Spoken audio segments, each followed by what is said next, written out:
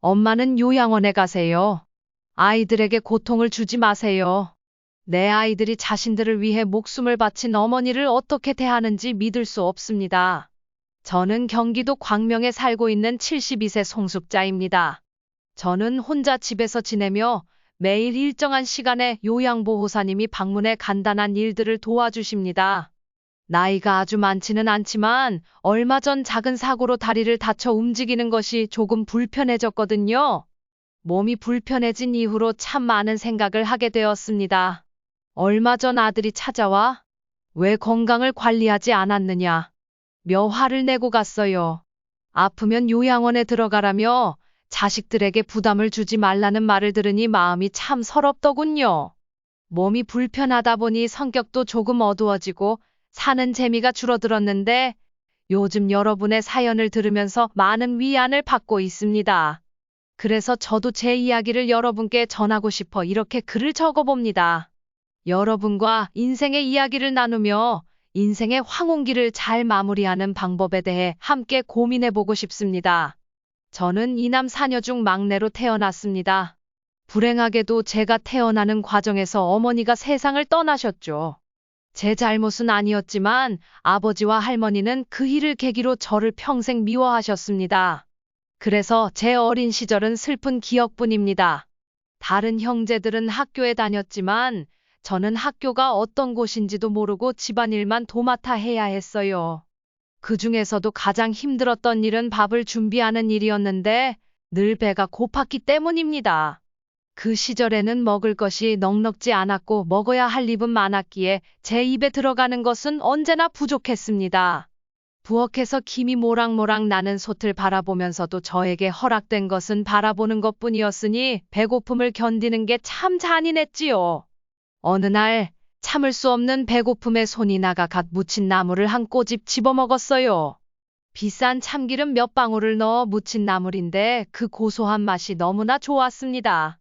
그러나 잠시 후 할머니의 날카로운 목소리가 들려와 온몸이 얼어붙었습니다. 너 지금 뭐해? 반찬을 훔쳐 먹은 거야? 아니에요, 할머니. 그냥 간만 본 거예요. 제 잘못을 변명해 보려 했지만 이미 할머니의 손이 하늘 높이 올라갔고 곧이어 눈앞이 번쩍하며 땅바닥에 쓰러지고 말았습니다. 거두어 키워줬더니 도둑질이나 하고 라는 말에 서럽고 억울한 마음에 눈물이 흘렀어요. 마음의 상처가 너무나 컸던 그날 이후로는 음식에 손 뗄 엄두조차 내지 못했죠. 어린 시절에 저는 유난히 마르고 키도 작았습니다. 형제들보다 나이가 어렸지만 그 차이를 감안해도 작은 편이었어요. 항상 작은 목소리로 말을 해서 제 이야기를 제대로 들어주는 이가 없었어요. 형제들은 그런 저를 비웃고 무시하기 일쑤였고 저도 점차 소극적으로 변해갔습니다. 제 나이가 차자 아버지와 할머니는 저를 빨리 집에서 내보내고 싶어 하셨고 20살이 되자마자 중매쟁이 소개로 옆마을 남자에게 시집을 갔습니다. 결혼 생활은 걱정이 많았지만 다행히 남편은 다정한 사람이었고 시어머니도 저를 잘 대해주셨습니다. 시댁에서는 읍내에서 곰탕집을 운영하고 있었는데 시어머니는 일 끝나고 돌아오시면 늘 곰탕 한 그릇을 가져와 저에게 주셨습니다. 아가, 이거 먹고 힘내라. 오늘도 집에서 고생이 많았지. 살면서 처음으로 받아본 따뜻한 배려에 어리둥절했습니다. 무슨 일이 일어난 건지 이해하기 힘들었어요. 그런데 어머님은 읍내에서 돌아오실 때마다 여러 주전부리를 사오셨습니다. 어떤 날은 고소한 뻥튀기를 또 다른 날은 몸에 좋은 더덕을 사오시며 항상 저에게 권하셨죠. 지금 생각해도 그 따뜻한 배려에 너무나 감사했습니다. 친엄마가 계셨다면 이런 느낌이었을까요? 어머님은 언제나 귀한 것은 본인이 드시지 않고 저에게 내어주셨어요. 그분의 깊은 배려는 저에게 큰 위안이 되었고 그 따스함에 자주 눈물이 핑 돌곤 했습니다. 하지만 결혼 후 2년이 지나도록 아이가 들어서지 않자 저는 초조해졌습니다.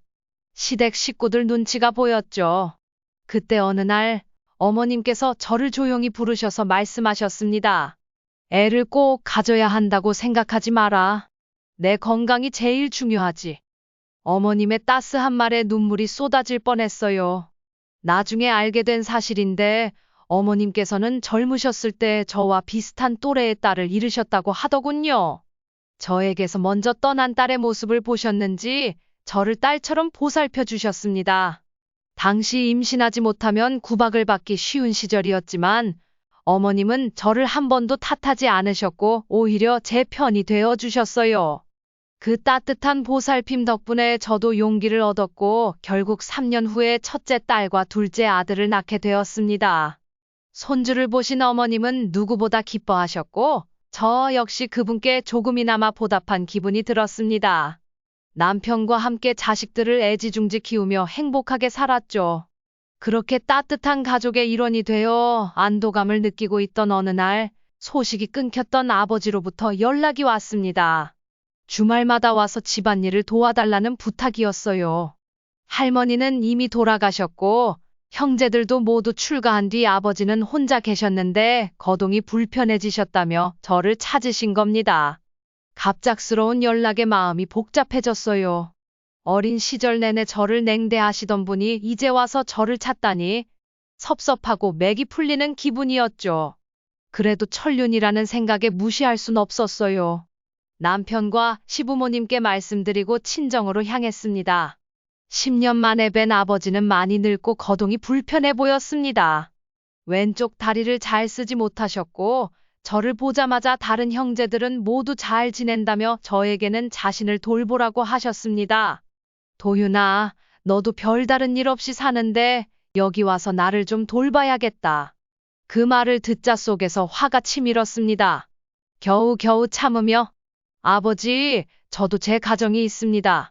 여기서 아버지를 돌보는 건 어려워요. 라고 대답했죠. 그러자 아버지는 여전히 저를 비난하는 듯한 말씀을 하셨어요. 너 때문에 내 어머니가 떠난 거야. 내가 없었더라면 이 고생은 하지 않았을 텐데. 아직도 그 일을 제 탓으로 돌리며 저를 얽어매려는 아버지가 지긋지긋했습니다. 매정하게 연을 끊어버릴 수도 있었지만 그저 매주 주말에 한 번씩만 찾아뵙기로 약속했습니다. 그렇게 주말마다 아버지를 찾아갔고 남편과 시부모님도 저를 이해해 주셨습니다.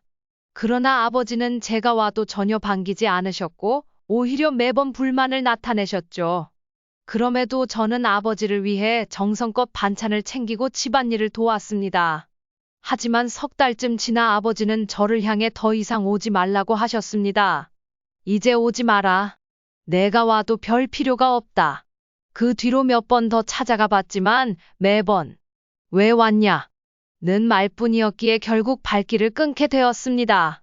아버지와의 관계를 다시 끊은 후 저는 마음 한구석이 찝찝했지만 스스로에게 최선을 다했다고 다독이며 다시 가정과 아이들을 돌보는 일에 집중했습니다.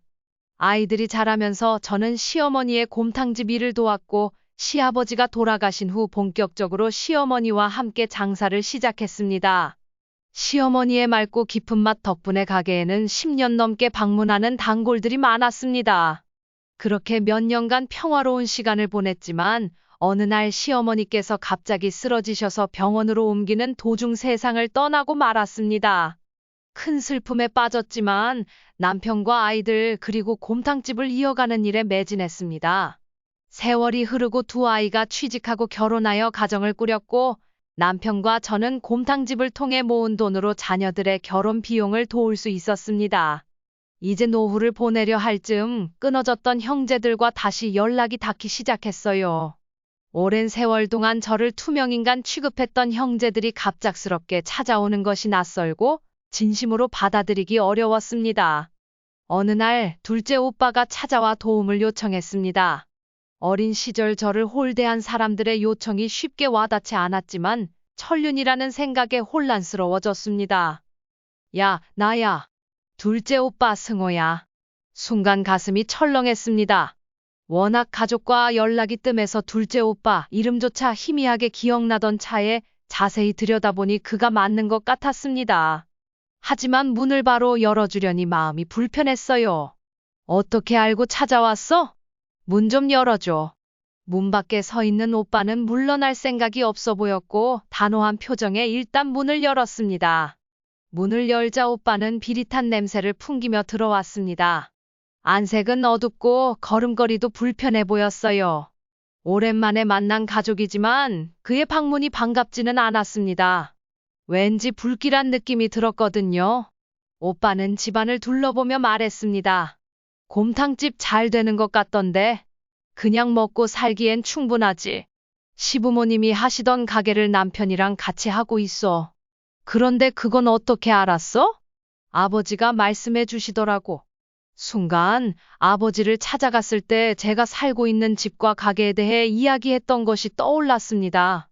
아버지가 오빠에게 모든 것을 알려준 모양이었어요. 아버지 돌아가신 건 알아? 몰랐지. 언제 돌아가셨어? 얼마 안 됐어. 장례는 잘 치렀지. 오빠는 이혼 후 아버지 집으로 들어가 함께 살았다고 했습니다. 그러다 갑자기 말을 끊더니 저를 바라보며 조심스럽게 말을 꺼냈습니다. 사실 그동안 도박을 좀 했어. 오빠는 도박 빚을 갚지 못해 현재는 집도 없이 떠돌고 있다고 했어요. 그러더니 흐릿한 눈으로 술을 찾기 시작했습니다. 근데 집에 술 좀 있어? 그 말을 듣는 순간 가슴이 서늘해졌습니다. 지금 이 상황에서 술을 찾는 오빠를 보니 알코올 중독이 의심되었고 더는 혼자 감당할 수 없는 문제라는 생각이 들었습니다.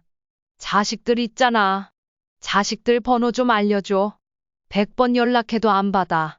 둘째 오빠는 저보다 훨씬 일찍 결혼해 자식들을 두었기에 조카들에게 먼저 연락해 보기로 했습니다. 큰 조카에게 전화를 했지만 평일 낮이라 일을 하고 있었는지 받지 않았고 다행히 둘째 조카가 전화를 받았지만 근무 중이라 바로 올 수 없다며 저녁에 만나자고 했습니다. 저는 오빠에게 근처 모텔을 예약해 줄 테니 그곳에서 지내라고 말했습니다.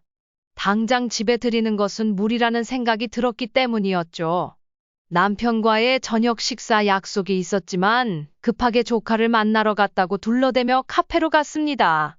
처음 본 조카의 표정은 밝지 않았습니다. 서로 어색하게 인사를 나누고 조카는 천천히 지난 이야기를 풀어놓았습니다. 둘째 오빠가 도박에 빠져 직장까지 잃고 집안 재산을 모두 탕진했다는 이야기를 들었습니다. 그 과정에서 어린 조카들이 받았을 상처가 어마어마했어요. 조카들이 대학에 입학할 무렵 오빠는 이혼했고 아이들이 성인이 된 후 오빠와의 연락을 끊었다고 했습니다.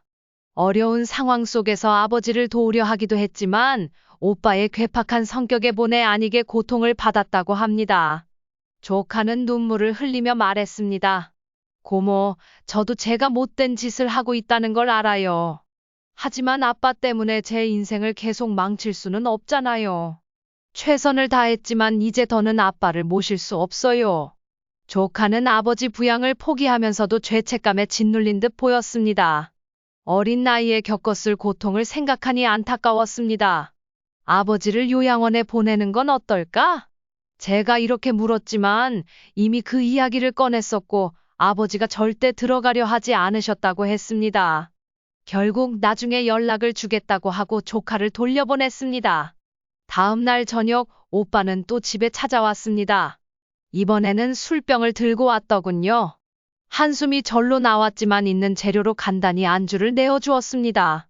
그런데 조금 지나 남편이 집에 들어왔습니다. 남편은 체격이 커서 처음 보는 사람들은 다들 움츠러들곤 했죠. 오빠도 남편을 보자마자 겁을 먹은 듯 보였습니다.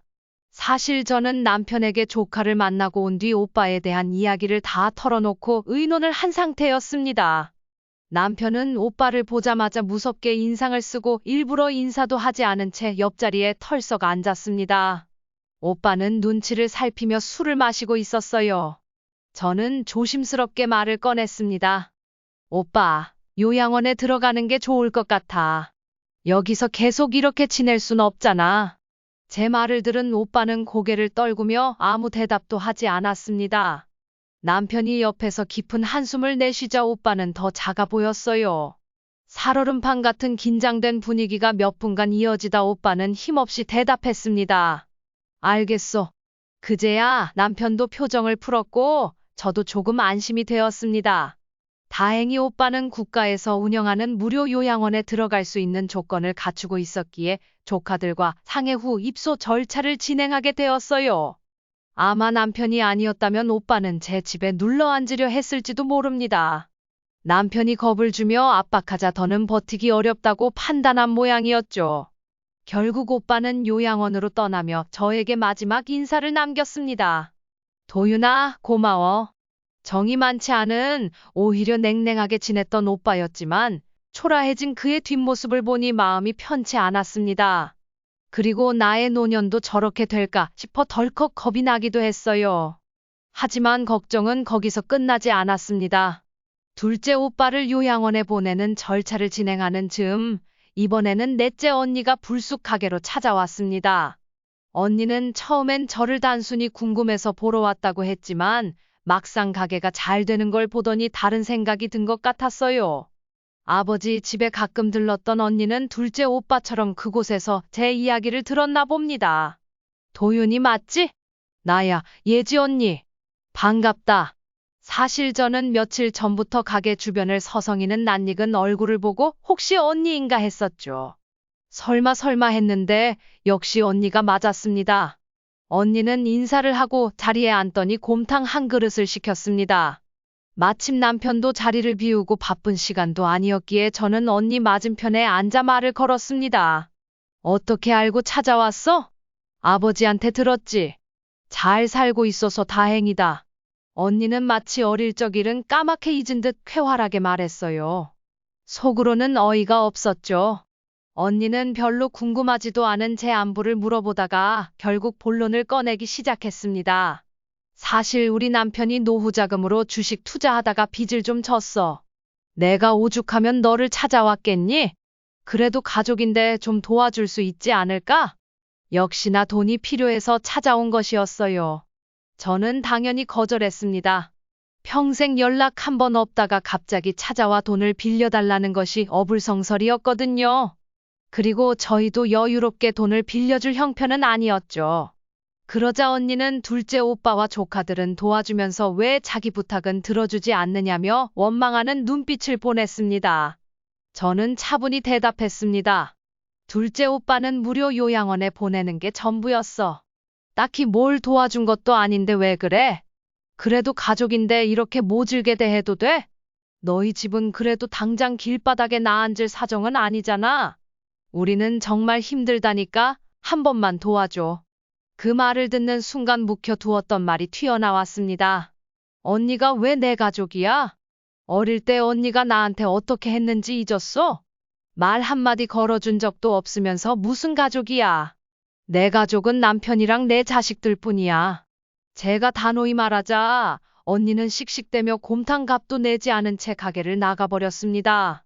그 모습을 보며 한숨이 나왔습니다. 이제 또 누가 찾아올지 불안한 마음이 밀려왔어요. 다행히 이후로 더는 찾아오는 형제들이 없었습니다.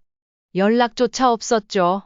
그렇게 시간이 흐르면서 어느덧 저는 60대 후반에 접어들었고 남편도 70대 중반에 이르렀습니다.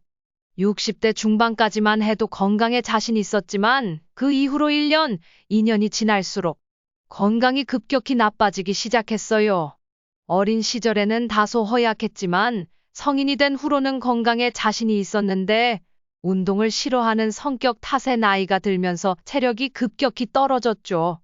예전에는 횡단보도에서 신호등이 초록불로 바뀌면 멀리서도 뛰어가곤 했는데 이제는 눈앞에서 초록불이 켜져도 다음 신호를 기다려야만 건널 수 있었습니다. 나이 차이가 나는 남편은 저보다 더 빠르게 건강이 악화되었습니다. 저희는 그 무렵 곰탕집을 좋은 가격에 매각했어요. 일하지 않아도 될 만큼 돈은 충분히 모았지만 문제는 우리의 건강이 예전 같지 않다는 점이었습니다. 돈과 시간은 많았으나 몸이 허약해지니 먼 곳으로 여행을 떠나는 것은 꿈도 꾸지 못했죠. 집에서 식사를 할 때마다 남편은 건강할 때 더 많이 놀러 다녔어야 했다 며 후회하곤 했습니다.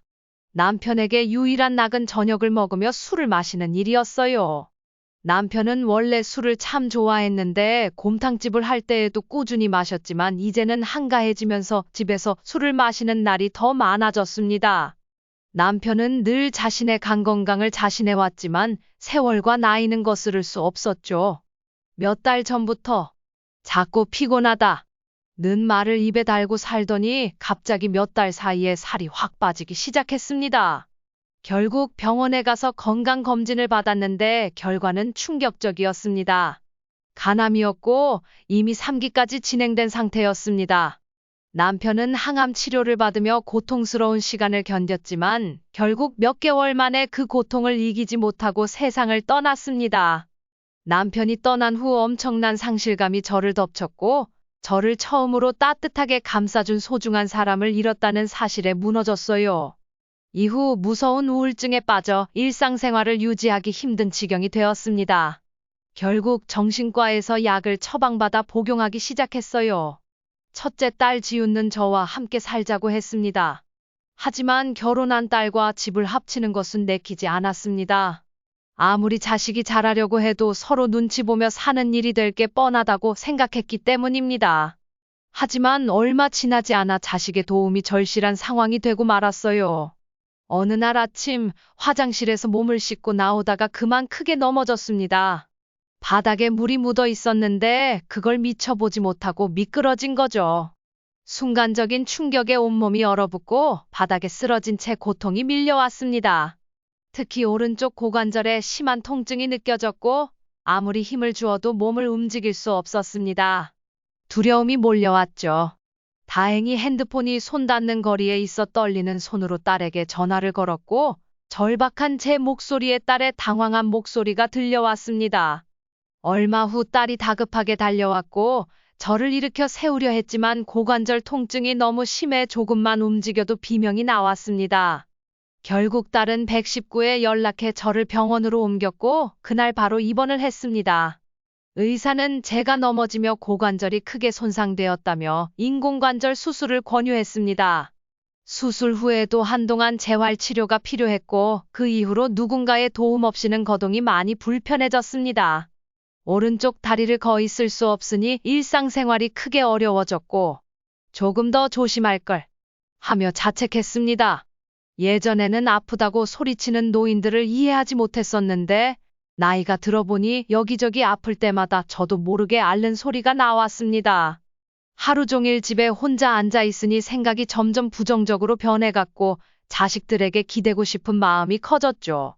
그런데 제가 약한 모습을 보일수록 자식들은 점점 저를 피하는 듯 했습니다. 나중에는 자식들에게 매달 얼마를 줄 테니 저를 돌봐달라는 부탁까지 하게 되었습니다. 매달 각자 50만 원씩 줄 테니 제발 나 좀 돌봐줘. 그 말을 하는 제 마음은 씁쓸했어요. 돈을 주자 자식들은 매일같이 저를 찾아와 병원에 데려다주고 음식을 챙겨주었습니다.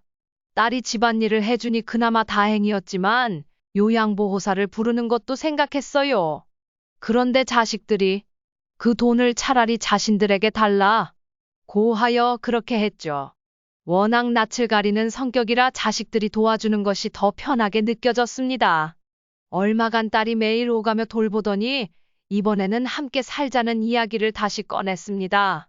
저는 잠시 고민하다가 일단 딸 집에서 지내보며 결정하기로 했어요. 짐을 챙겨 딸 집으로 갔는데 사위는 다소 불편해하는 듯 보였지만 저를 환영해 주었습니다.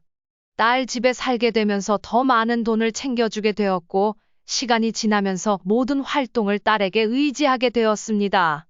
처음에는 모든 것을 챙겨줄 것 같던 딸도 시간이 지날수록 점차 달라지는 게 느껴졌습니다. 딸은 저를 돌보면서 소위 알바비 정도로 돈을 받고 있었지만 시간이 지나면서 많이 지치는 듯 보였어요. 그러더니 점점 저에게 돈을 조금씩 더 요구하기 시작했습니다. 선택의 여지가 없었던 저는 결국 딸에게 더 많은 돈을 주기 시작했어요. 아직까지는 가지고 있는 현금에 약간의 여유가 있었지만 앞으로 얼마나 더 버틸 수 있을지는 불안했습니다. 그런데 아무리 돈을 더 주어도 딸은 저를 돌보는 일이 힘든지 점점 예민해졌습니다. 어느 날 딸이 주방에 있을 때 저는 무심코 말을 꺼냈어요. 지훈야, 엄마 손수건 좀 가져다 줄래? 그러자 딸은 평소와 다르게 날카롭게 반응했죠.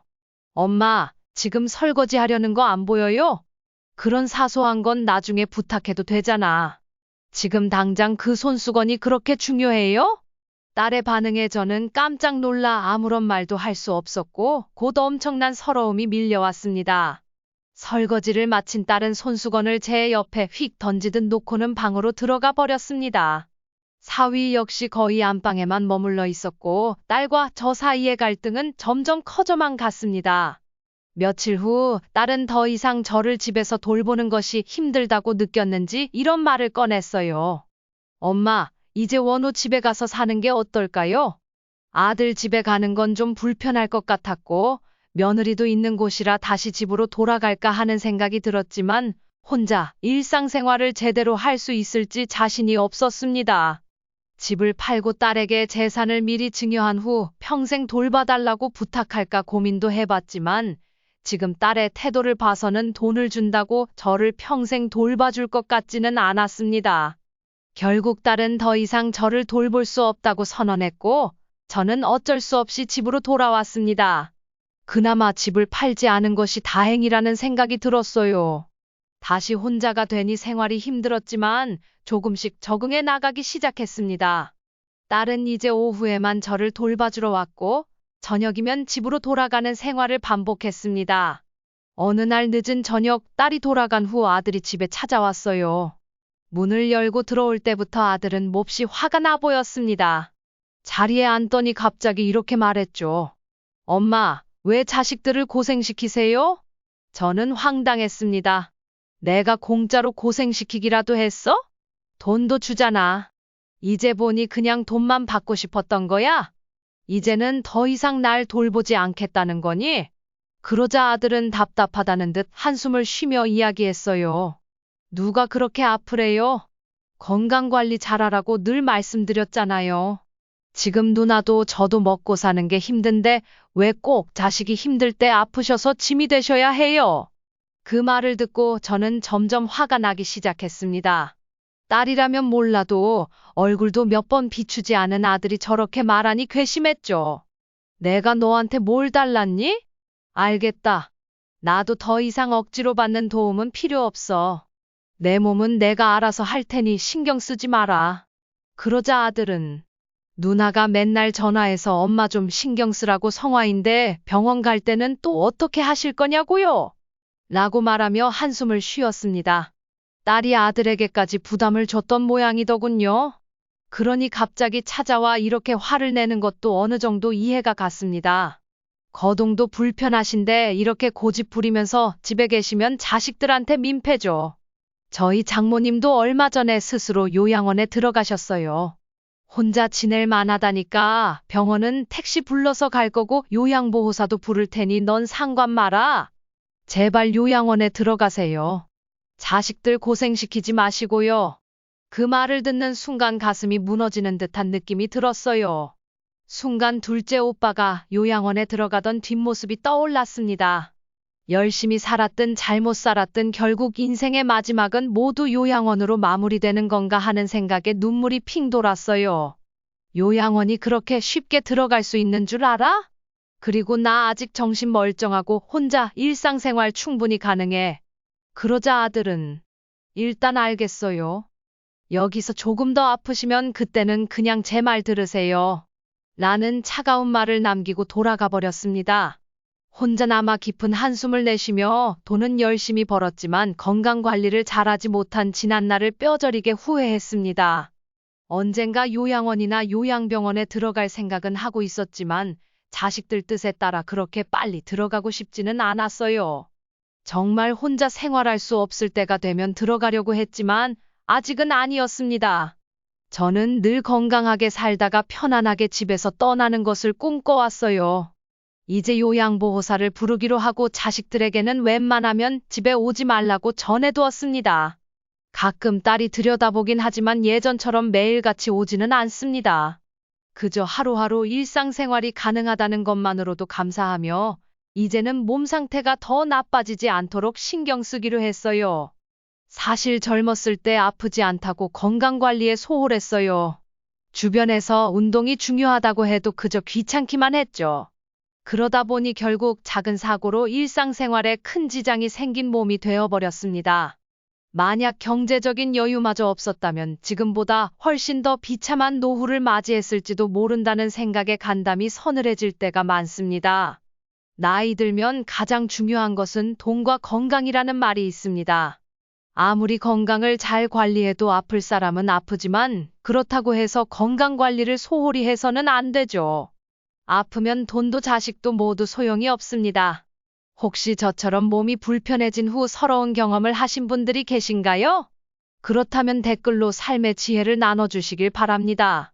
어떻게 건강을 관리하고 계신지, 또 몸이 불편할 때 어떻게 대처하셨는지 말씀해 주신다면 저뿐만 아니라 이 글을 읽는 많은 분들에게 큰 도움이 될 것입니다. 짧은 글이라도 좋으니 좋은 의견 많이 부탁드리며 긴 이야기에 귀 기울여 주셔서 감사합니다. 항상 건강하시고 행복하시길 바랍니다.